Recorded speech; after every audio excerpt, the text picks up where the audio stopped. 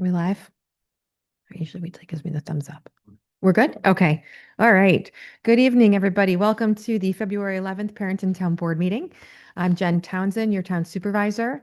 I'll start down here to my left. We have Councilman Masterson, David Masterson, and we have Councilwoman Emily Mishler, Councilman Michael Felino, and Councilwoman Meredith Stockman Broadbent, and our clerk, Andrew Gilchrist. And then staff who are present here tonight, we have our town assessor, Wayne Pickering, and our director of planning, Mike Dozer, our commissioner of recreation and parks, Jeff Nutting, volunteer board coordinator, Chris Muller, and our director of finance, Brian Dick, our commissioner of public works, Jason Kennedy, and our town attorney, Joe LaFay.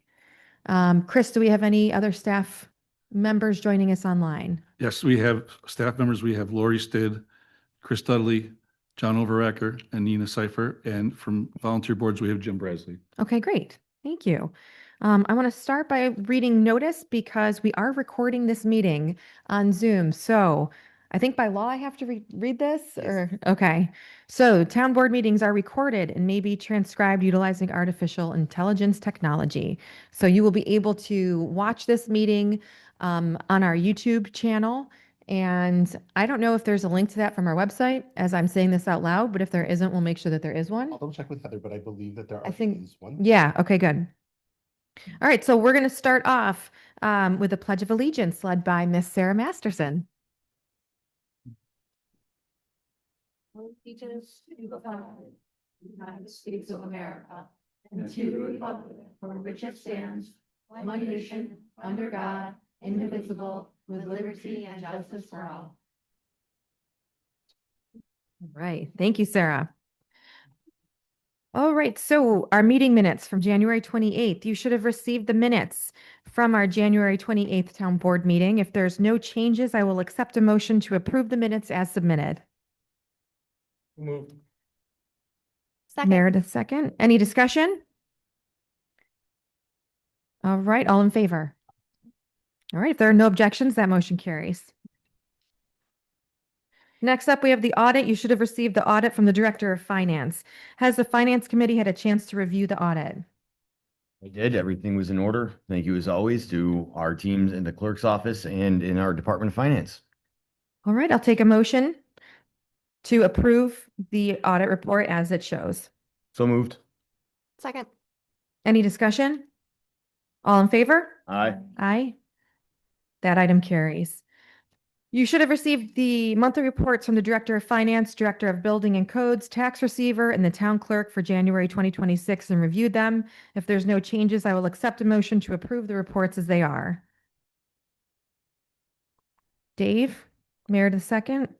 All in favor? Aye. Aye. That carries. All right, now on to our public hearings for tax exemptions.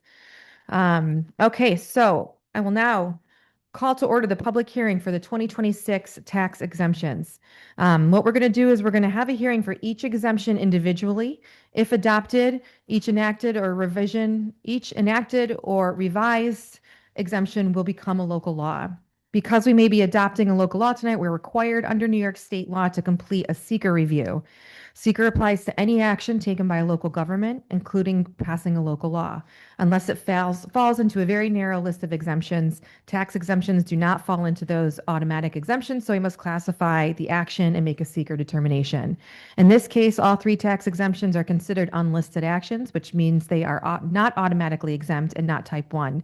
They require the town board to review them and determine whether they could have any environmental impact. These particular laws are administrative in nature and do not involve any physical change to land or development, so they do not create any environmental impacts. However, as it has been our town practice, we have received letters of support or asked for and received letters of support for these actions from both the Planning Board and the Conservation Board.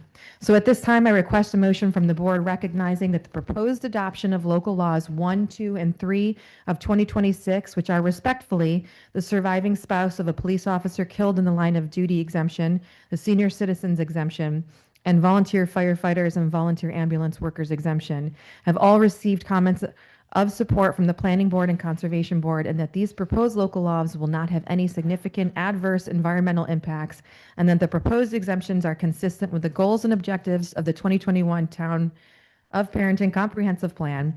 And further, the town acknowledges the recommendation of the Planning and Conservation Boards in its issuing of a negative declaration under seeker. Is there a motion accepting this? Mike? Meredith, second. Any discussion? All in favor? Aye. We'll start with the surviving spouse of a police officer killed in the line of duty. So the first public hearing tonight is concerning this proposed local law, which establishes the real property tax exemption for the surviving spouse of a police officer killed in the line of duty.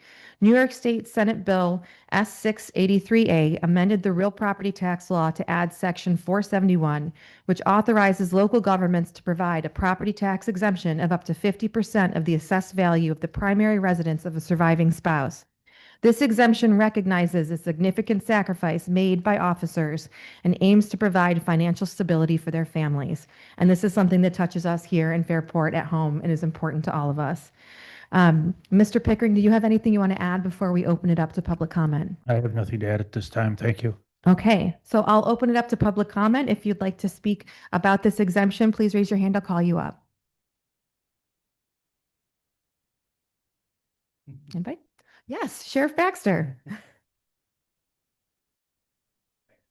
Absolutely. Other town board folks, just want to say briefly, thank you for even considering this. The financial considerations are one thing, but the statement's more important to us in the community as a whole. These folks give up a lot. They give up their family members, they give up their grandpas, moms and dads. It's the sacrifice is unbearable and it'll go forever. But continued statements like this by this town book is utterly incredible and much appreciated.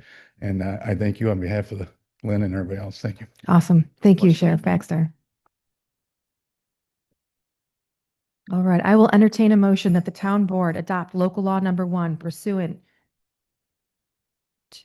What? Oh, sorry. Yep, I'm sorry.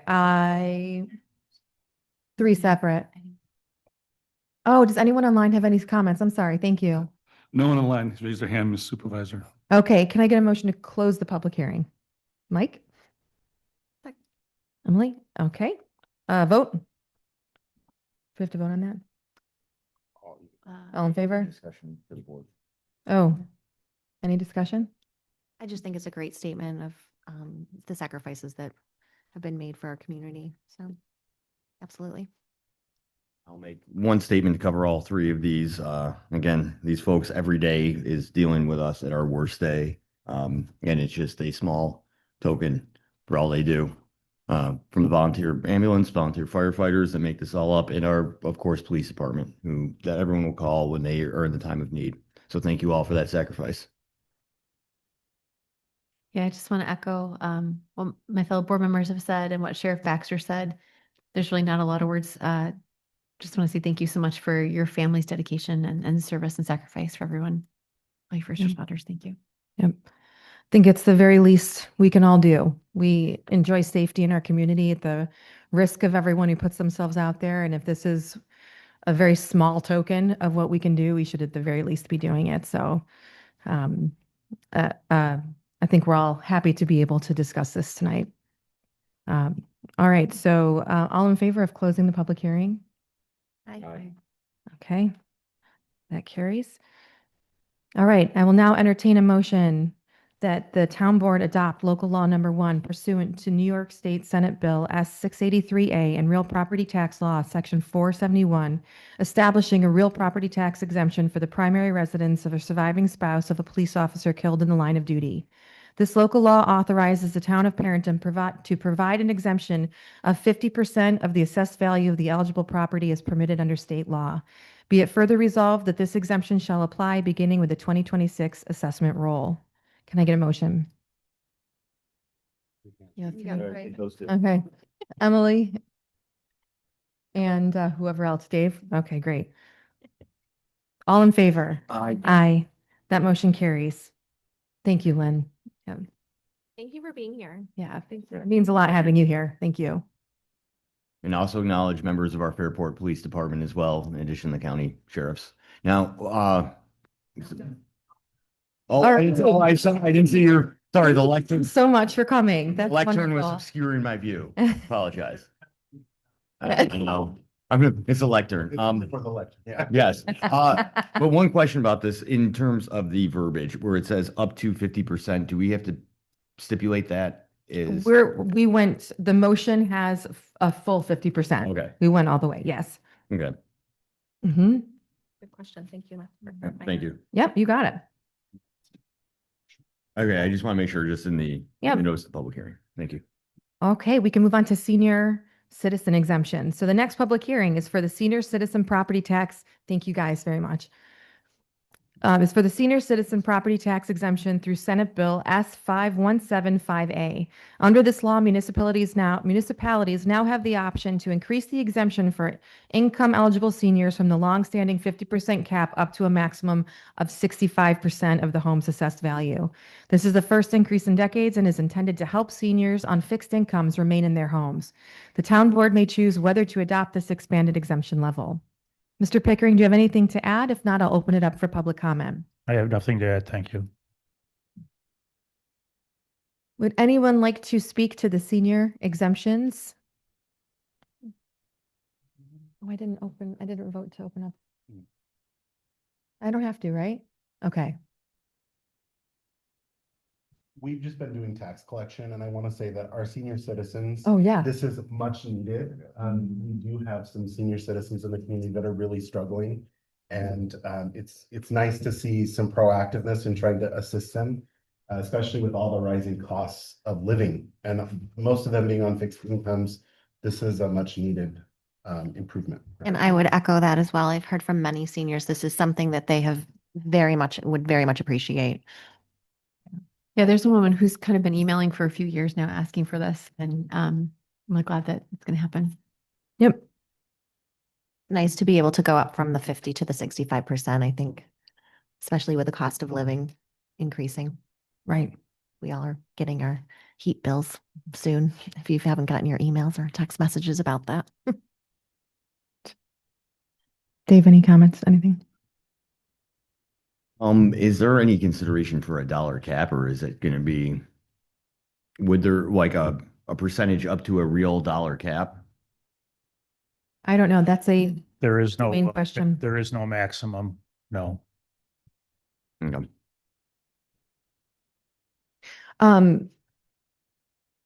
There was a question previously about when we increase exemptions, who carries the burden of that exemption? And I think what we talked about during our workshop, which is important to note for folks who are watching or whatnot, that the amount does get redispersed to everybody else who doesn't get that exemption, but it's like de minimis, right? I mean, I don't know, we don't have an exact amount, but Mr. Pickering, if you can speak to sort of the fact that we're not talking about everybody's bill going up to carry the weight of these exemptions, but it is something that we considered in this decision. Yeah, And- no, in my review of the board or of the exemptions that are on the file right now and the information that I have, the existing exemptions that are on the file, raising this from 50 to 65%, the taxable assessment for the town will decrease by about $9.2 million. But when the town has $4.3 billion worth of taxable assessment, it's a small drop in the bucket. So in recalculating the tax rate at a lower taxable value with that small of a change, you're probably out into the sixth decimal place someplace. Okay. So Yeah. it's you won't see a Right. change. Right, a huge impact on those who receive it and like a unnoticeable impact on those who don't. So that's, I think, important to make note for these. Okay, so I will move, or can I get a motion to close the public hearing? Mike? And Emily, second. All in favor? Aye. Any more discussion? Nope. That carries? Or do we vote? We did. I did it out of order. I'm sorry. I know. Everybody, that's what I'm doing. Okay, so now I will entertain a motion that pursuant to New York State Senate Bill S5175A in section 467 of the real property tax law, the town board adopt local law number 2, amending the town of Perinton senior citizen property tax exemption to authorize the town to increase the exemption percentage for income eligible senior homeowners, allowing for a maximum of exemption of up to 65% of the property's assessed value as permitted under state law. Be it further resolved that the town board hereby establishes the exemption income thresholds as set forth in the accompanying local law to take effect for the 2026 assessment roll. Can I have a motion? So moved. Mike, Meredith, second. Any more discussion? All in favor? Aye, that carries. Okay, the last one, next. Oh, I'm sorry, Dave. Yeah, go for it. Wayne, my question is, how do you determine if the senior citizen qualifies? Is it by his statements, or what my concern is that somebody that might be over 65 has all sorts of money stashed away, right? And he would apply for this and would be allowed to qualify. Is there a loophole or checks and balances, or? That's interesting. Well, 2 years ago, the state law was changed where it specifically states how we calculate the income for a person who is applying for the senior citizens exemption. It used to be a little bit of hodgepodge, and different towns would interpret things a little bit differently, so it would differ between towns. But with this new law, we have to start with the adjusted gross income that is reported on the federal tax return. And since the taxable portion of your Social Security and the taxable portion of your IRA is included in the adjusted gross income, we stack that out. Then we add back in the total Social Security. Then we also have to add in any tax exempt interest that appears on the tax form. And then the person is, if they claim losses on their federal return, they're limited to $15,000 of loss. And there's 5 categories we look, and each category can only have a maximum of $3,000 loss in each category, bringing you to the 15,000. Anything over in that loss of that 15,000 is added back in as income. So yes, there is a way to Verify. you're not working the system because we have our guidelines of the exact way we have to do it. So and you also have to be 65 and you have to live in the property as well. Okay. I started to read through that section 467 and And I it just put you to gave up. sleep? Yes, it did. I couldn't understand it, so I knew you would know the answer, and thank you. Me Yeah, too. right. Me too.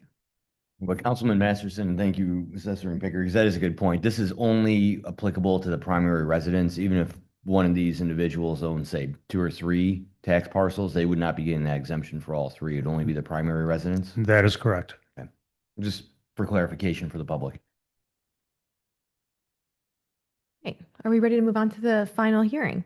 All right, so I now call to order the public hearing concerning an amendment to the town's real property tax exemption for surviving spouses of volunteer firefighters and volunteer ambulance workers killed in the line of duty.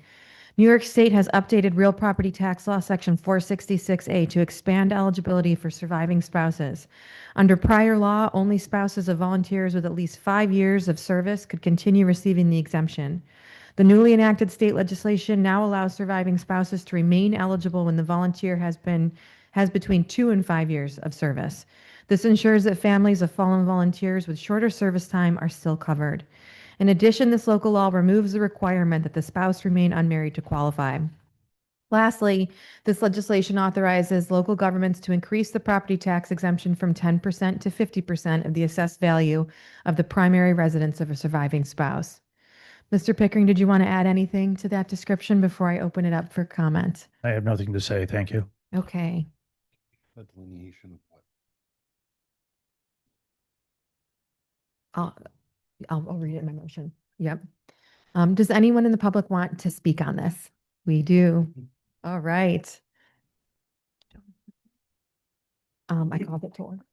Hello, everybody. I just wanted to come here tonight and echo Sheriff Baxter's sentiments that I can't thank the town enough for making this effort to recognize these folks who make sacrifices every single day, take away from their families, their lives, and the great assistance that they all provide for the community. So I want to say thank you, and I can't thank you guys enough. So thank Awesome. you. Thank you, Chief. Yes. Thank you for coming tonight too. Does any board have any discussion they want to have? I just have one point, where it does say volunteer ambulance workers. Has there already been a provision for paid volunteer ambulance workers through state law? No, Would that be included as well, or for the line of duty? that is not provided in the law. It's at this time, it's strictly volunteer. Okay, and that's state directive, correct? That's Okay, correct. I had the understanding of that, and sometimes I will make statements or questions to help clarify, Yeah. in case people do watch or hear this, and it's more so because they're paid members or selectively doing his course of employment. Oh, that's helpful. Yeah, just so to put that out there in case anyone did have a question to preemptively ask and get the answers from the experts. Thank you. Thank you, Councilman. Any other comments from the board? All right, can I get a motion to close the public hearing? Mr. Felino? Mr. Masterson? Any more discussion? Nope, all in favor? Aye. Aye. Okay, now, this is confusing because we're moving on so many things. I will now entertain a motion that the town board adopt local law number 3, amending the town of Perinton's real property tax exemption for surviving spouses of volunteer firefighters and volunteer ambulance workers killed in the line of duty pursuant to the recent amendments to New York State Real Property Law, Section 466-A. This amendment will extend eligibility for the surviving spouse exemption to include surviving spouses of volunteers who have served for at least 2 years, and will increase the property tax exemption to 50% of the assessed value of the primary residence of the surviving spouse, and will remove the unmarried requirement. Be it further resolved that this local law shall take effect for the 2026 assessment roll. Can I have a motion? Councilwoman Mishler, a second. Councilman Masterson, any more discussion? And Ms. Supervisor, Yes. did you mention the unmarried? Yes, and that it will remove the unmarried requirement. Right, and that's across all of this section, the unmarried. So it's just not in the officer or the volunteer killed in the line of duty. It also involves spouses of individuals who have passed away that have had more than 20 years of service. So it's Okay. removing unremarried throughout the entire Throughout the Code. entire code. Okay. this code. Yes. Okay. We'll amend my motion to have that in there. Okay. Okay, great. Thank you, Mr. Pickering. All in favor with the amended motion to include that? Aye. Aye. Aye. Okay. Did you have a question, Emily? Okay. Sorry. All right, that item carries. Awesome. Thank you, Rob. Just, I know we are done discussing, but thank you for everything that you guys do. It holds through, and we're all thankful to have you guys out there every day doing the stuff that feels scary to everybody else. So, yeah. Okay, so moving on to 2025 budget encumbrances, just as exciting as it sounds. Okay, so the following are purchase orders from the 2025 goods or services that have not yet been delivered or completed, and they need to be carried forward into the 2026 budget using 2025 funds. The following POs are for commercial evaluation services for $19,900, Town Hall Modernization Feasibility Study for $49,450.76, the O'Connor Road Sidewalk Preliminary Engineering for $13,447. The Whitney Road Sidewalk Engineering for $26,163.75. The Drainage Erosion Study for $32,500. $560, the Gulfstream Drive Drainage Evaluation for $6,592, Fellows Road Spider Net and Memorial Benches for $5,124.98, the HVAC RTU installation for $16,815, HVAC unit, another HVAC unit for $46,075, Perinton panel upgrades for $53,155, Bushnell's Basin parking study for $27,043, the Bushnell's Basin parking lot work itself for $650,000, and the sewer lateral repair and replacement and restoration for $18,625. Brian, did you want to add anything to what I just said? No, well, maybe I'll just add, just to Sure. clarify that what this will do will increase the 26 budget by using those dollars out of 25 and ultimately have no impact on that. Thank you. At this time, I'll entertain a motion to authorize these encumbrances as presented. Councilwoman Mishler and Councilwoman Stockman Broadbent second. Any discussion? No? Thank you, Brian, for being so on top of The everything. spider web at Spider, Fellows Road sounds really exciting. Very important. Glad we're The moving that over spider- to the 2026 budget.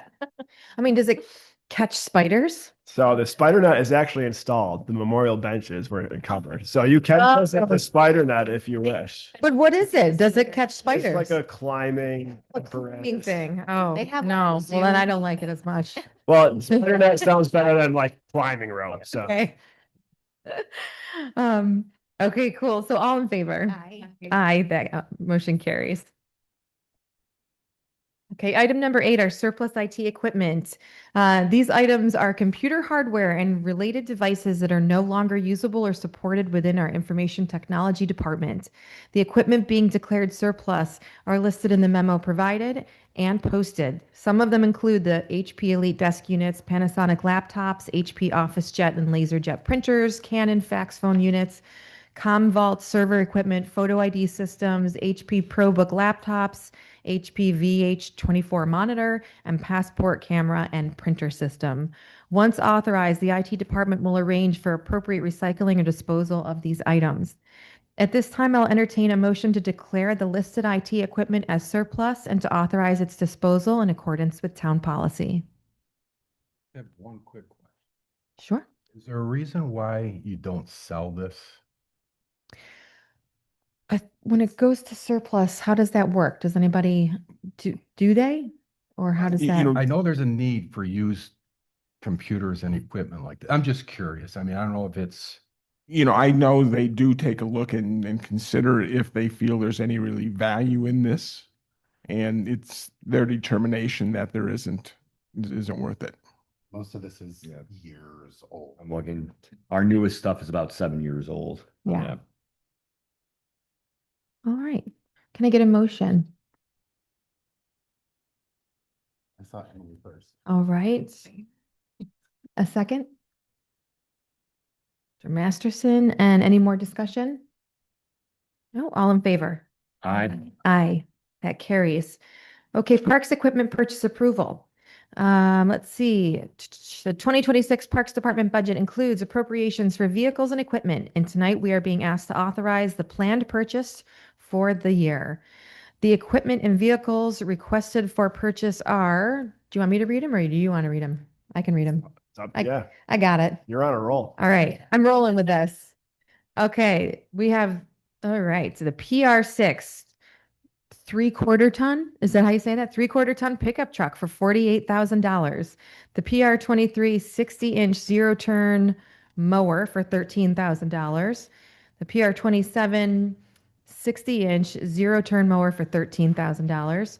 And the PR44 shuttle bus for $120,000. The PR45 Ventrac tractor for $36,000, PR47 one-ton pickup truck for $74,000, and the Ventrac vacuum and leaf collection unit for $15,000. The total cost of these purchases is $319,000. While this is higher than the $282,500 originally budgeted, the difference is expected to be fully covered through available ARPA funds dedicated to youth and senior programming. Did you want to add anything, Commissioner Nutting? Yeah, just a couple notes on the mowers, the two 60-inch mowers. The current models of those are electric mowers. Those were procured using grant funds through IEEP in partnership with Fairport Municipal Commission. They've been in service for 5 years, and the cost to replace with electric is about 50% more than the cost for the same gas model. Furthermore, the cost to replace batteries, each one has 4 batteries in it, and each battery is $2,500. So if we had to replace all the batteries, it would be about $10,000. So we did investigate the idea of continuing electric, but based on the usage and the cost, we felt at this time it made sense financially to switch to a gas model. And just the Supervisor Townsend mentioned the budget amendments. Just want to be perfectly clear about what we're doing here because you will see a lot of budget amendments written down. The total increase of all this equipment is about $36,500. The reason for that increase is we were off on our estimate for the shuttle bus. We expected that to be around 80,000 and it's going to come in around 120,000. It's been 10 years since we purchased, so our estimates were a little off. But that entire bus will be paid for using Monroe County ARPA funds, which are dedicated to youth and senior programming. So it's a perfect fit. So the total reliance on our capital reserves is going to drop $83,500. I'm happy to answer any other questions you folks may have. I also want to make a comment. We spoke about the use of electric equipment in our goals to try to utilize more electric equipment and finding areas in our fleet to do so. So it is an ongoing conversation to figure out where we can do that more. It's hard with some of this equipment that's not there yet for electric to make sense, but we are very committed to making sure that where the technology is there, we are taking those steps to, when things get older, to purchase new and go for the electric version. So that is still a goal of ours, even though we weren't able to do this. Commissioner Nunning did look into the bus potentially being electric, but there was a lot of complications with that and it was expensive and it just didn't make sense. So I don't want anyone to watch this and think, oh my gosh, you're going from electric to gas. Nobody cares. That is not the case. We are finding places in our fleet where we can utilize electric vehicles more so than we are. Would you mind just speaking to this shuttle and what it really supports? Certainly. Yeah. So the shuttle bus, we've been running a shuttle bus here for at least 20, 25 years.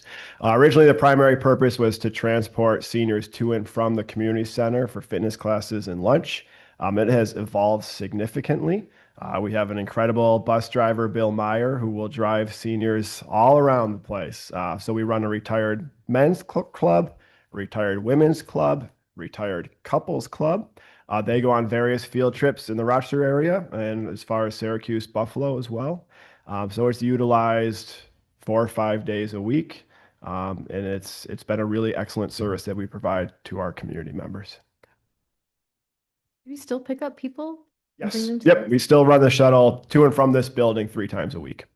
And that's was going to be a question. Is there people who are able to call to get in on that shuttle service? Say you live in a neighborhood, if you don't, a senior that lives in the house but does not live at like one of the senior homes. Oh, yeah. Yes. Actually, most of our pickups are single family Okay. homes. Yep.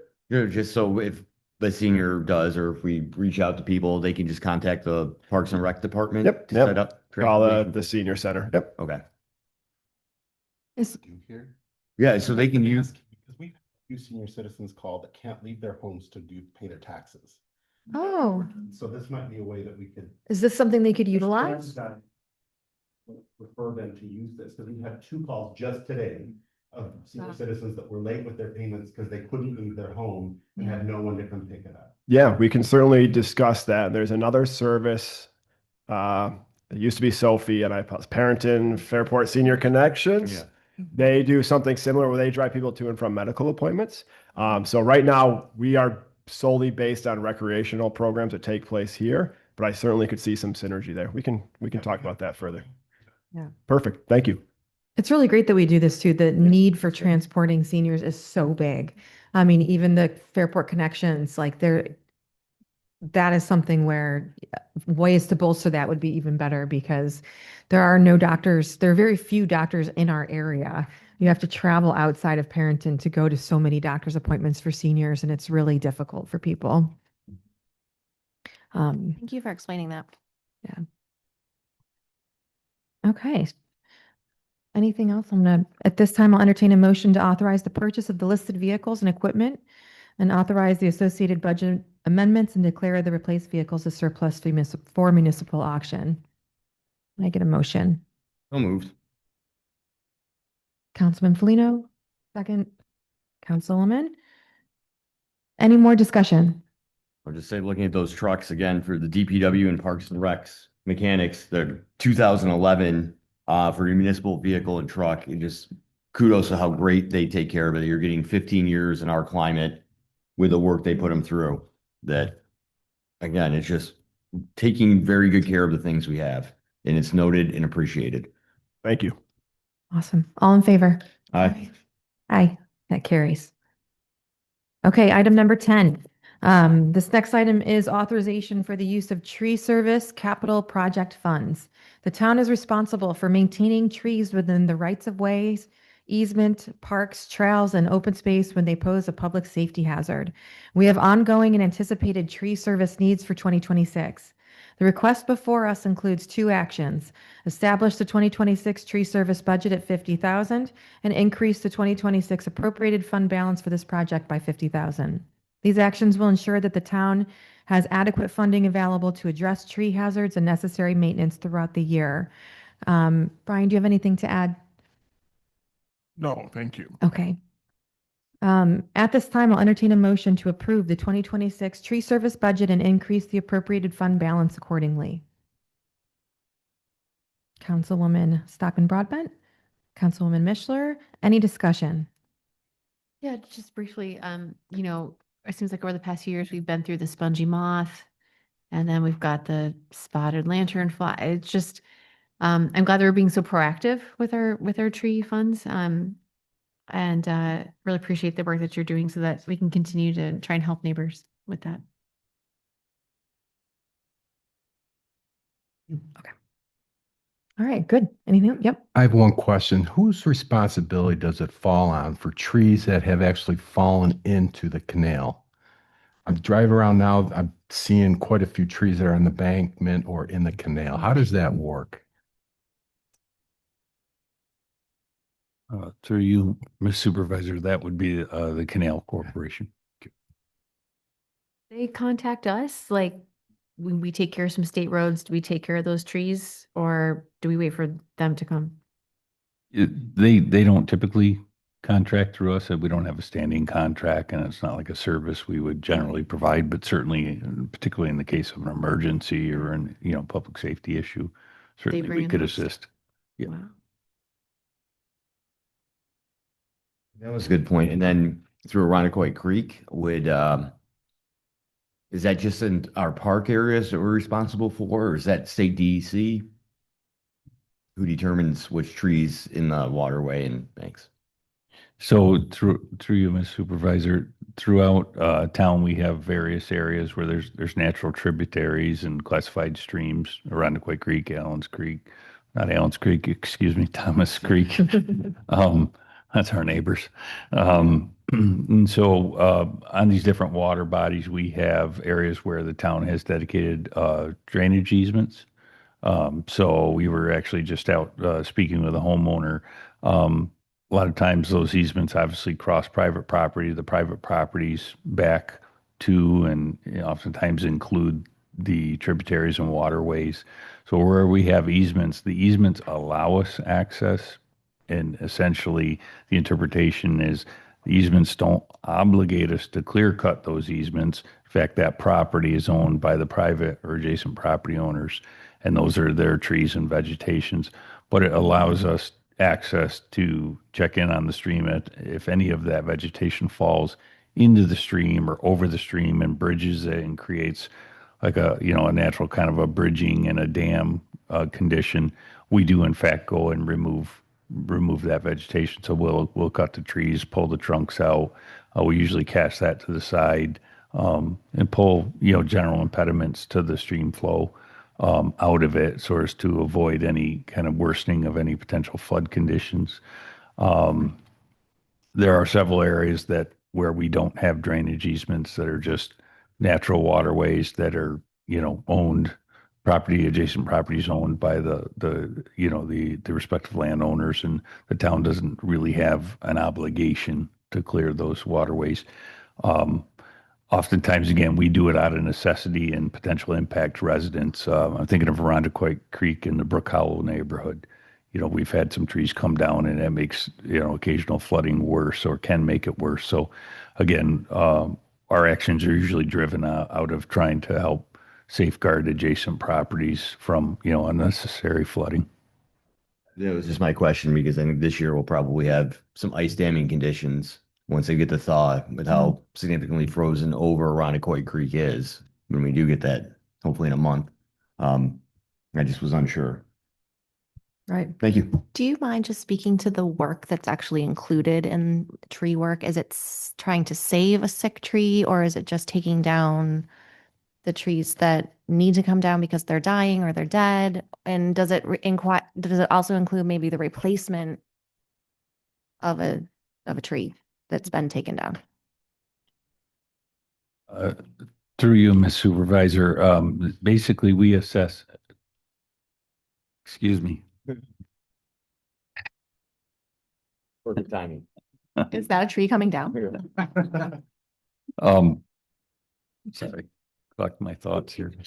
So so basically we'll assess, this tree money is used to assess, usually damaged or diseased trees. Okay. And these are trees that are, owned and the responsibility of the town. Sure, right. So we do various types of tree trimming in the right of way. Okay. That's typically performed as part of our right of way maintenance. This work is typically for trees that are on town property that are, like, say, damaged or diseased and yes, pose a sure. fall Yeah. hazard to adjacent properties, and a different risk. Also, potentially trees on town open space that are damaged, diseased, or have fallen across, like crescent trail pathways and things of that nature. So typically it's just for damaged or diseased trees. We are often called out because neighboring properties are concerned about a tree that's on town property, but if it fell, could potentially cause a problem on their property. Unfortunately, if the tree's healthy and otherwise determined to be in good repair, we don't proactively, cut those trees or clear cut areas. And typically we're not replanting those trees in kind. But what we do see is that the natural vegetation over time springs up. It creates more opportunity for undergrowth and new tree growth. Thank you. Questions? Any more discussion? All in favor? Aye. Aye, that carries. Thanks, guys. Our next item is the proposed resolution establishing a shared services framework and mutual delegation of authority between the town clerk and the receiver of taxes. This framework allows each office to assist the other in day-to-day operations, ensuring continuity of services for residents while maintaining the required separation of certain financial duties related to the tax warrant. The resolution authorizes reciprocal delegation of responsibilities, provides for cross-appointment of deputy staff in both offices, and requires the appropriate oaths and bonding updates. It also preserves specific financial tasks that remain exclusively with the receiver of taxes in order to maintain internal controls. You've all received a copy of this, and at this time, I will entertain a motion to adopt the resolution establishing the shared service administrative framework and mutual delegation of authority between the town clerk and receiver of taxes. Councilman Masterson? Second. Councilwoman Stockman Broadbent. Any discussion? No? All in favor? Aye. Aye, that carries. Next up is the town board procedures adoption. We're going to table this for next week because we've got a lot to get to. Is everybody okay with that? Okay. Our next item is the request for the Department of Public Works to appoint a pump station electrician. This appointment fills a vacancy created by a retirement, and the position is responsible for the operation, maintenance, and repair of electrical monitoring and control systems within our sewer infrastructure. The department is recommending the appointment of Dennis Gilmore to the position of pump station electrician and facility maintenance effective February 11th, 2026. Commissioner Kennedy, did you want to give us any more background on Mr. Gilmore? Certainly. Dennis has overall 25 years of experience in residential and commercial electric work. He also was a telecommunications technician in the cable industry for 11 years. He's held various positions from installer, technician to teacher, inspector, and senior inspector, and currently district manager with his current employer. Dennis has completed significant related training and programs. He holds several certifications, interestingly enough, one of those being a New York State code enforcement official. His background obviously demonstrates a strong technical aptitude, and his skills will be a welcome addition to our team. Thank you. Awesome. At this time, I'll entertain a motion to appoint Dennis Gilmore to the position of pump station electrician, facility maintenance at the hourly rate outlined in the memo, subject to the town's standard 6-month introductory period and completion of the required Class B commercial driver's license. Councilman Masterson, Councilwoman Mishler, any discussion? No? All in favor? That carries. Okay. Supervisor update. I don't have much. I just want to say thank you to everyone who came out for our evaluation info sessions and participated online as well. Please don't hesitate to reach out to schedule reviews if you have concerns once you get your letters. And we encourage people to keep coming and asking questions if they need to.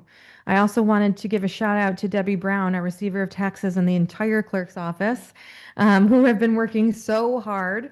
I want to show my appreciation. I'm sure the board shares in that. I can tell you they are here at like 7 a.m. and they are still here when we leave. I don't know when they go home, quite frankly. I think Debbie lives there. So they're working very hard for us right now. And so we very much appreciate their efforts. Does anyone else on the board have any updates they'd like to share? The pizza poll was just an incredible event. I mean, the turnout was amazing and it's so exciting to see some new winners. And it was a great event. It was very fun. Yeah. Counselor? Nope. I'm like, nope. Okay. All right. So now we will move on to public comment. At this time, I'd like to open the meeting for public comment. For those in person, please raise your hand and I'll call you up to the podium. For those online, please use the raise your hand feature. When it's your turn to speak, we will unmute you. For everyone, before speaking, please let us know your name and address, and we'll start with those in the room. Brian, would you like to come up? Yeah.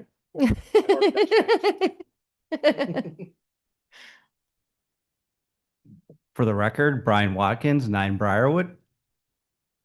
On January 28th, last time I was here, we had a brief discussion on the sewer project that I've been here nonstop for the past 6 months. Some of the discussion was revolved around the meetings that had taken place and then the future plan meetings.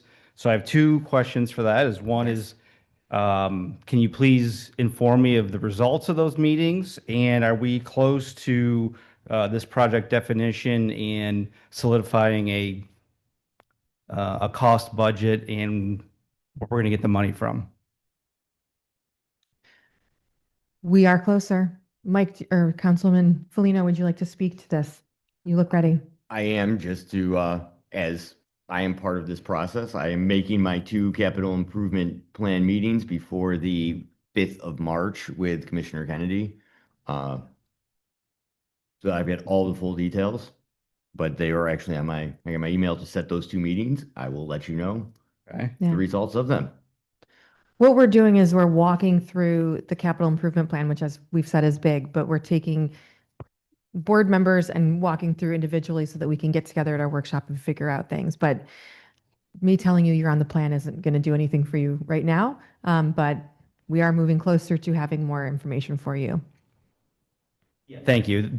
I was going to ask that question last time, but you said there was meetings happening and there will be. So I'm just trying to get an idea of when they will be. Right. And what is on that meeting agenda and what are the actions and the plan to close those actions going to be? But it sounds like that's in the future, a couple Well, weeks from now. I just got. Okay.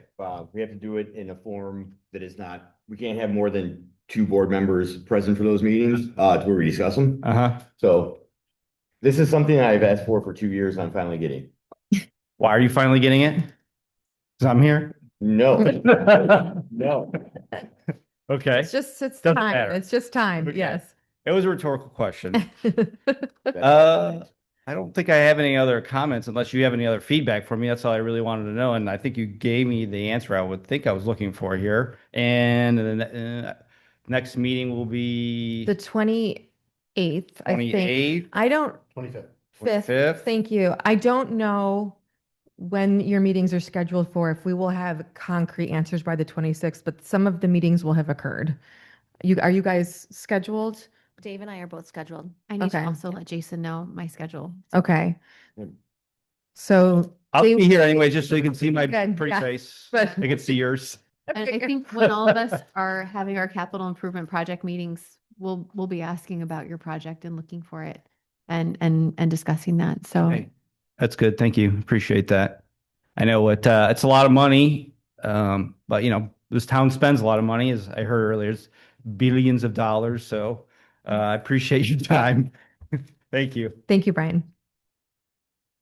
Anyone else like to comment tonight? Is here? Chris, do we have anybody online who'd like to comment? No one's raised their hand, Ms. Supervisor. Okay.